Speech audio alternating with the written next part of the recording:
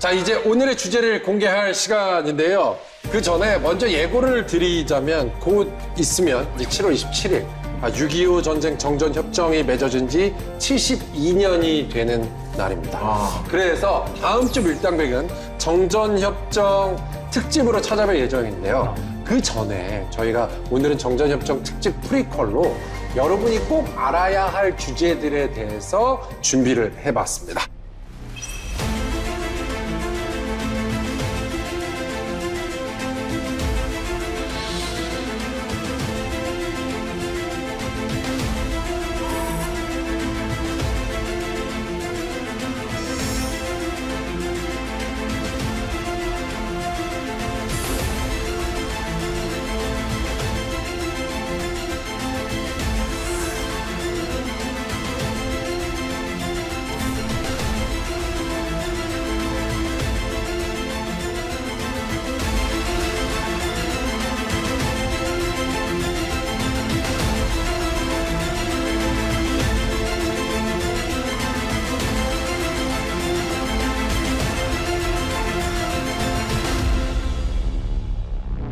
밀리터리 썰전 밀전 주제 동족 상잔의 비극을 초래한 6.25 전쟁을 일으킨 주범 김일성은 왜 6.25 전쟁을 일으켰는가에 대해서 저희가 알아보려고 합니다. 그래서 오늘의 주제 여기 계신 두 분이 정말 전문 분야 맞아요. 아니겠습니까?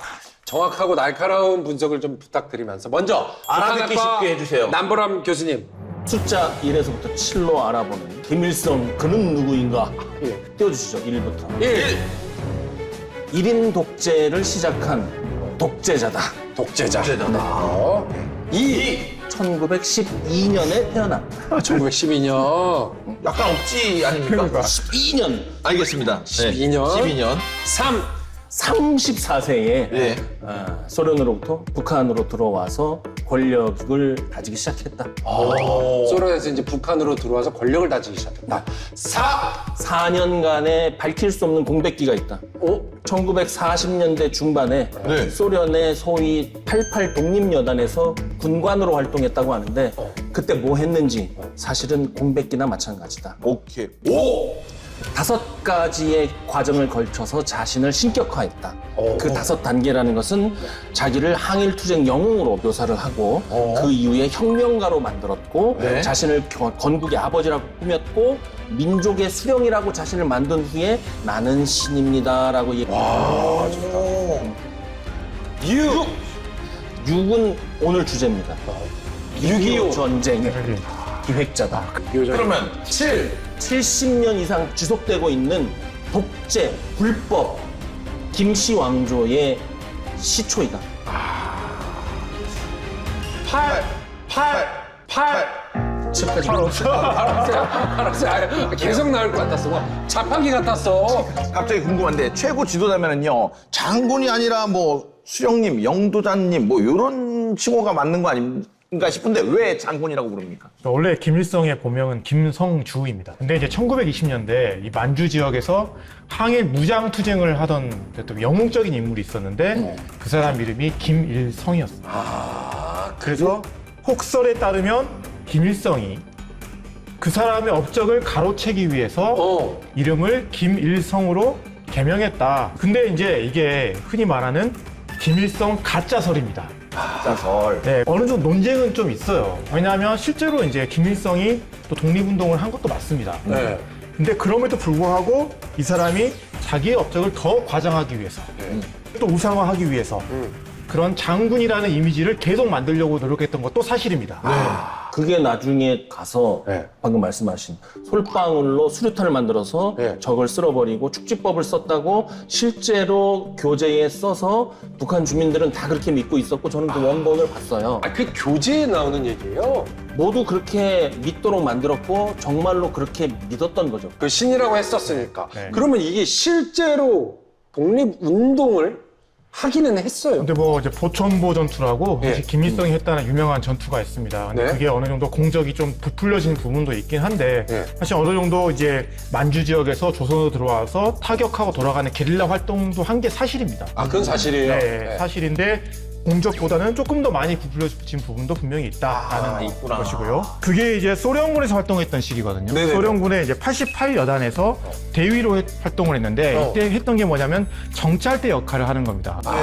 이것을 나중에 사후적으로 소련이 만들어서 김일성한테 준 커리어인 거예요. 네. 왜냐하면 소련에서 북한을 통치하기 위해서 누군가 하나를 꼭두각시로 써야 되는데 그 당시 이제 북한에 박헌영이라든지 이렇게 먹어주는 사람이 있었기 때문에 네. 그래서 이 사람은 88 독립여단이라는 곳에서 활동한 사람이라고 가짜 커리어를 만들어준 거예요. 제일 궁금한 게 이제 6.25 전쟁을 일으키기 전까지의 네. 이때의 상황이 굉장히 궁금하기도 하거든요. 45년에 우리가 해방이 되잖아요. 네. 독립을 했습니다. 했습니다. 그래서 38선을 경계로 남쪽에서는 미국이 진군을 해왔고 북쪽에서는 소련이 이제 진군을 해온 거예요. 네. 진군을 한 이유는 당시 우리나라 땅에는 일본군이 있었기 때문에 일본군의 무장 해제를 위해서 네. 각각 이제 진군을 해왔고 그렇죠. 다만 미국과 소련이 약속한 건 뭐냐면 미국과 소련 그리고 중국과 영국까지 합쳐가지고 이 네 개 나라가 이 한반도에 신탁 통치를 하겠다라는 거였거든요. 네네네. 그래서 그 신탁 통치를 하기 전까지 두 나라가 각각 나눠서 점령해 나가면서 분정을 하겠다라는 겁니다. 네, 네. 그런데 문제는 그렇게 하는 과정에서 미국과 소련의 사이가 어긋나게 되고 지금 냉전이 시작됐잖아요. 그렇죠. 그리고 이 한반도 내부에서도 분열되게 되는 겁니다. 네. 북쪽에서는 이제 북한이 만들어지고 예. 예, 남쪽에서는 우리 대한민국이 만들어지는 그게 이제 48년의 과정인 겁니다. 그렇죠. 네. 그래서 결국 같은 해 한국과 북한 둘 다 이제 정부가 수립이 된 겁니다. 네, 정부가 수립이 됐고 예. 미국과 소련도 이제 철수를 하게 되는 거죠. 예. 알았죠. 네, 네. 확실히. 네. 김일성은 그렇다면 어떻게 북한 통치자가 되기 시작한 거예요? 아까도 뭐 유명한 분이 또 딴 분이 있었다고 그랬잖아요. 네. 운이 너무 좋아요. 원래 소련이 내려올 때는 이 한반도를 통해서 아시아 전체를 공산화시키기 위해서 네. 의도를 가지고 군대를 내려보낸 거예요. 소련이? 네. 네. 소련은 그때 와서 한반도 뭘 알겠어요. 가장 눈에 먼저 들어왔던 것은 조선공산당의 대표였던 박헌영. 그래서 이 사람을 가만히 봤는데 첫 번째는 너무 똑똑해. 말을 잘 안 들을 것 같아요. 공산당이긴 한데 굉장히 인텔리고 그리고 그들이 원하는 노동자나 농민 티가 안 나요. 그리고 너무나 바빠갖고 계속 서울에 있는 거예요. 어쨌든지 간에 박헌영은 통일을 추구를 한 사람이니까. 예, 예. 그러니까 소련이 봤을 때는 저렇게 바쁜 사람도 안 되고 너무 유명해도 안 되고 똑똑해도 안 되는 거예요? 똑똑해도 안 되고 난 그것도 좀 그래. 똑똑해도 안 된다고. 뭐 하나 하잖아. 없나? 민족주의자도 안 돼요. 민족주의가 네, 그렇지. 조만식이라는 사람이 또 있는데 이 사람도 민족주의자입니다. 그래서 이렇게 보니까 만주, 연해주 지역에서 조금 뭐 싸움도 해봤고 말도 잘 듣고 또 소련군에서 복무도 했다. 비록 이제 만들어준 88여단이지만 이 사람을 그럼 우리가 픽을 해가지고 꼭두각시로 쓰자 해서 최적인 거야. 김일성을 이제 쓴 거예요. 근데 그 과정에서 88여단 복무 기록도 조금 부풀려졌고 네.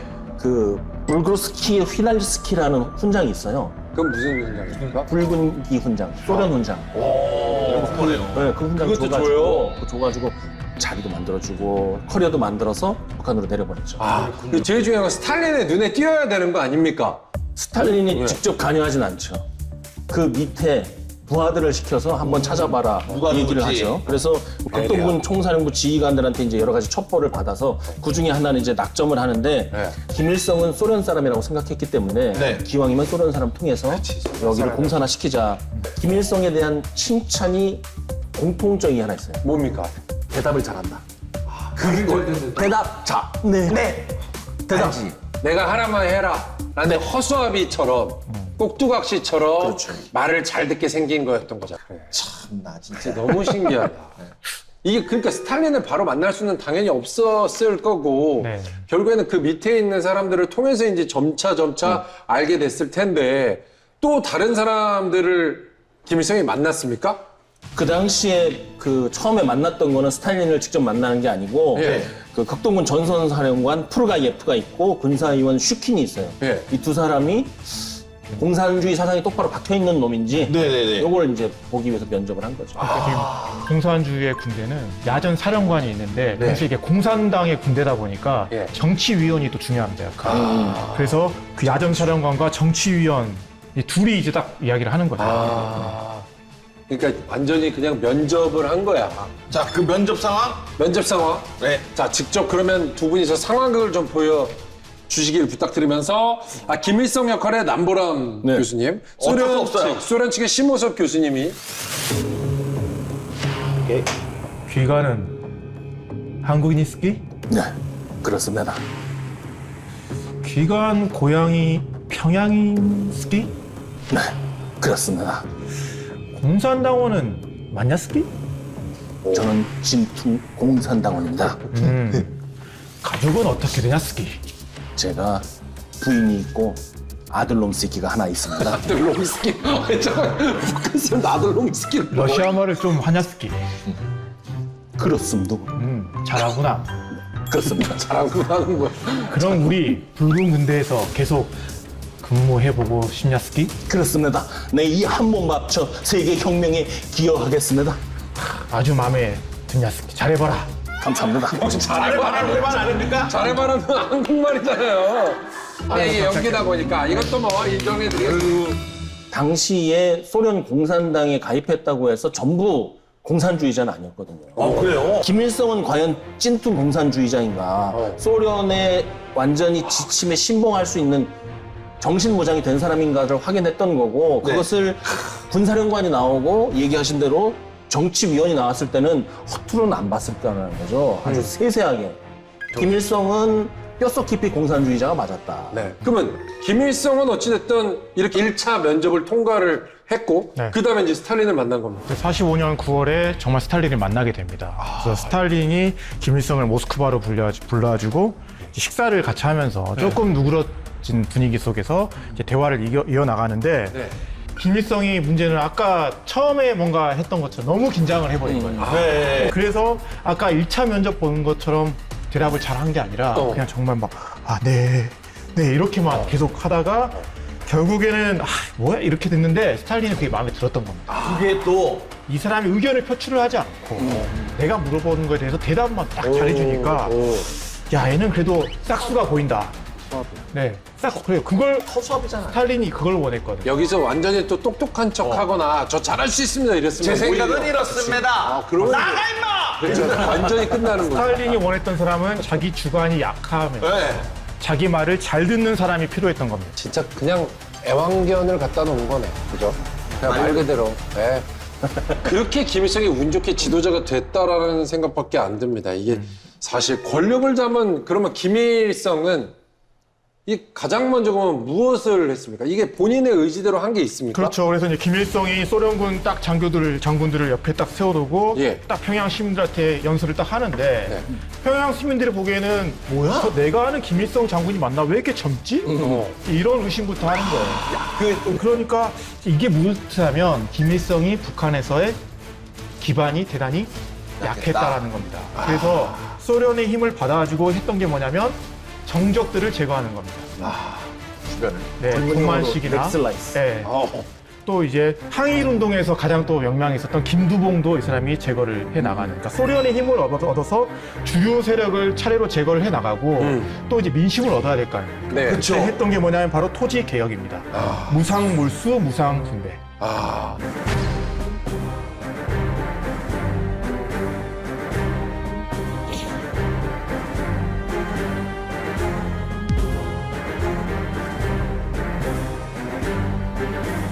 맨 위에 모가지 날리고 맨 아래 먹고 사는 문제 건드려주고 건드려주고. 그게 기본이잖아요. 아니 근데 어쨌든 이렇게 북한의 통치자가 됐습니다. 김일성이. 근데 이미 1인자가 됐는데 김일성은 대체 왜 이렇게 전쟁까지 일으키게 된 겁니까? 전쟁을 정말 김일성이 일으켰을까요? 아니면 그 당시에 소련의 스탈린이 일으켰을까요? 아니면 중국의 마오쩌둥이 일으켰을까요? 근데 이렇게 되면은 스탈린일 가능성이 굉장히 높죠. 김일성은 할 수 있는 게 없어. 아니, 김일성이 뭘 해? 지금까지도 가서 다 인사하고 그 옆에서 이렇게 얼어있던 사람이고 그냥 인형처럼 너 가서 뭐 해라 했던 사람인데 그쵸. 내가 그걸 독자적으로 내가 가서 오늘 전쟁 한번 하겠습니다. 이 얘기 못합니다. 방금 얘기 나온 게 소련 추동설이에요. 추동설. 소련이 추동을 하여서 전쟁이 일어난 거다. 주체는 소련이다. 그게 스탈린이죠. 이렇게 생각할 수 있죠. 주도설. 지금까지 얘기를 들었으면. 그리고 옛날에 우리를 현혹시켰던 아직도 북한이 주장하고 있는 것은 미국 추동설입니다. 미국이 어쨌든 이 전쟁을 먼저 일으켰다. 혹은 전쟁을 일으키도록 유도했다. 그 얘기를 하죠. 세 번째가 소련의 자료가 다 공개되고 미국의 비밀 자료가 공개되고 학자들이 연구한 결과로 나온 게 북한 주도설입니다. 북한 주도설. 결론은 직접 김일성이 일으켰다. 북한이 일으켰다. 지분이 김일성한테 많았다. 많았다. 라는 거죠. 그러니까 네. 스탈린이 얘기를 하지 않았어도 본인이 전쟁을 일으켰다. 어렵다. 근데 방금 얘기하셨잖아요. 스탈린이 해야지 그쵸. 김일성이 지가 뭐가 있다고. 네. 4번, 5번을 찾아갑니다. 미국이 관심이 없는 사이에 전쟁을 일으켜서 한반도 빨리 적화 통일해야죠.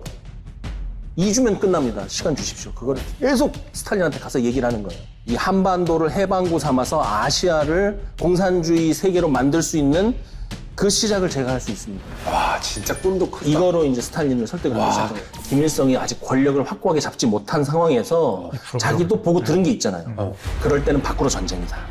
전쟁을 하면 그 전쟁을 가지고 뭉치게 만들고 그 전쟁을 빌미 삼아서 나한테 권력이 정치와 군사가 다 왔을 때 뭐가지 댕강 숙청하자. 그러면 생각을 한 거죠. 그럼 그거는 6.25 전쟁 전까지만 해도 사실 이렇게 스탈린에 찾아갈 때만 해도 북한 내에서의 입지도 그렇게 권고했진 않았네. 그러니까 자기는 민족을 외치지만 사실 민족한테 뭐 할 말이 없는 거잖아요. 그렇죠. 그렇죠. 예, 맞아요. 그러니까 정말 본인이 정말 그 원했던 최고 지도자로서 권력을 딱 공고히 하려면 통일 말고는 답이 없는 겁니다. 그렇죠. 맞아요. 그게 본인이 가지고 있는 취약점을 극복하고 정통성을 얻을 수 있는 방법인데 문제는 왜 이 사람이 전쟁까지 일으키려고 했느냐라는 부분인 거는 자기는 이 남한 땅에서 그러니까 남조선에서 무장봉기를 하면서 그 결국 이 남한이 알아서 무너지기를 원했던 사람이에요. 거기 남한 내에서 공산주의 혁명이 일어나기를 계속 뭔가 그거를 노력을 했었는데 이게 48년 시점에서 실패로 돌아갑니다. 그럼 남은 거 뭐밖에 없습니까? 전쟁이고. 쳐들어가는 것밖에 없는 거잖아요. 근데 쳐들어가는데 나는 능력이 안 되니까 누구의 힘을 빌려야 되는 겁니까? 스탈린, 그렇죠. 우리 형님의 힘을 빌려야 되는 거잖아요. 그래서 계속 이제 설득을 하는 과정 중에 이제 스탈린의 마음이 돌아서게 되는 거죠. 그러면 스탈린에게 김일성이 서신을 보내고 그랬습니까? 저거는 작성 시점이 1950년 7월 8일이에요. 1950년 7월이요? 네. 그럼 6.25 전쟁이 전쟁 나고 나서. 나서네. 네. 네. 그러니까 스탈린은 여기에서도 알 수 있는 게 뭐냐면 여기서 손을 떼고 싶어 했어요. 실제로 이때 스탈린은 모스크바를 떠나서 크림반도 등에서 요양하면서 숨어 있었어요. 소련이 이 뒤에 배경으로 있다는 것을 미국에게 들키면 3차 대전이 일어날 것 일어날까 봐 같아서. 굉장히 겁을 많이 냈다고요. 너무 급하니까 손편지를 이렇게 써서 보낸 거예요. 저 내용은 그러면 어떻습니까? 스탈린 동지, 지금 동지가 도와줘서 우리가 전쟁을 잘 일으켰습니다. 전쟁을 일으켰다는 증거가 일단 첫 번째 여기 있고, 지금 소련 군관들이 전부 우리 도와주다 빠져나가서 전쟁을 더 이상 진행하기가 어렵습니다. 소련이 뒤에서 전쟁을 도와줬다는 증거가 또 여기 안에 들어있고, 더 이상 우리가 전쟁을 진행할 능력이 없습니다. 소련 군관들 다시 보내주십시오. 며칠도 안 됐는데 그걸 보냈네? 왜냐하면 미군이 지금 들어왔잖아요. 그러니까 진짜 스탈린이 어떤 의미에서 되게 얍삽한 거죠. 얍삽한 거죠, 그러네요. 이거 진짜. 다 전쟁하라고 지원 다 해줘놓고 본인은 지금 발 빼려는 겁니다. 네. 나는 우리 관계 없는 일이야. 그런데 이 편지의 답장을 받았을까요? 못 받았을까요? 못 받았어요. 답장을 안 해요. 스탈린이 내버려둬요. 일주일 동안. 그 사이에 스탈린이 어디 연락을 하냐면 마오쩌둥한테 연락합니다. 중국에. 네. 니네 한 20만 병력 있는 거 내가 알거든? 그걸로 대만 공격하려고 니네 했었잖아. 그거 지금 어디 있니? 어디 있습니다. 그거 좀 혹시 모르니까 만주 쪽으로. 딱 살짝 올려봐. 네. 살짝 만주 쪽에 올려놔라. 위로 올리면 만주 쪽에 나라. 예, 붕베이 변방공이 만주까지 한 3분의 1 정도 위치에 혹시 모르니까 놔두면 우리가 너희가 그토록 원하는 최신 전투기 120대 줄게. 그러니까 그때 당시에 중국이 있는 상황도 내전 중이라고 하는 게 이제 대만과의 전쟁을 생각하면서 전쟁 물자를 어느 정도 만들어 놨는데 스탈린의 전화로 인해서 만주 쪽에 올려놓고 어떤 상황이 벌어질지 모르니 거기 가 있어라. 그렇지. 라는 얘기가 일단 됐다라는 거. 얼마나 영악해? 사실 김일성은 결국 스탈린을 설득을 한 거잖아요. 그렇죠. 왜냐하면 처음에 이제 김일성이 박헌영하고 함께 49년에 찾아가요, 스탈린을. 근데 그 자리에서 처음으로 공격하고 싶습니다라는 이야기를 했을 때 스탈린이 아까 말씀하신 대로 바로 승낙은 해주지 않았지만 이때부터 무기 지원을 다 해줬던 겁니다. 이때부터. 예, 무기 지원을 해주되 다만 마지막에 공격해라는 거는 이야기를 안 했을 뿐이에요. 이런. 근데 그걸 해라고 했던 게 이제 50년 1월부터 3월 시점입니다. 그러면 그 중간에 스탈린의 마음이 어때요? 뭔가? 변화했다라는 거잖아요. 변화가 있었죠. 변화가 있었다. 변화가 그럼 있었다. 변화가 있었던 이유가 뭘까라는 겁니다. 어, 변화가 있었던 가장 큰 요인 중 하나가 외인주. 49년 12월에 네. 국공대전에서 중국에서 중국 국민당군과 네. 중국 공산당군이 계속 싸웠잖아요. 네. 중국 국민당군은 누가 뒤를 받치고 있습니까? 미국이 뒤를 받쳐주고 있는데 예. 결국 미국이 지원하다가 나중에 발 빼버립니다. 네. 그러다가 중국이 결국 공산당으로 통일이 됩니다. 네. 이거는 소련에게 스탈린에게 엄청난 자신감을 심어준 거죠. 저 어마어마한 인구를 가지고 있는 저 아시아의 큰 나라 중국이 우리 공산당에게 공산당이 넘어왔다. 된다. 거기 하나 더 있어 원자폭탄이잖아. 맞죠. 스탈린이 49년에 원자폭탄을 갖게 되는 겁니다. 이렇게 소련이 나름 힘의 자신감을 갖게 되니까 뭐 그럴듯 가능하겠구나라고 생각을 했는데 여기에 또 한 가지 요소가 더 등장합니다. 뭡니까? 50년 1월에 국무장관이었던 디 네치슨이 기자들한테 어떻게 보면 우연치 않게 이걸 발표를 하게 됩니다. 네. 그게 이제 방위선이에요. 그 중에서 이제 극동 방위선이 만들어지는데 네.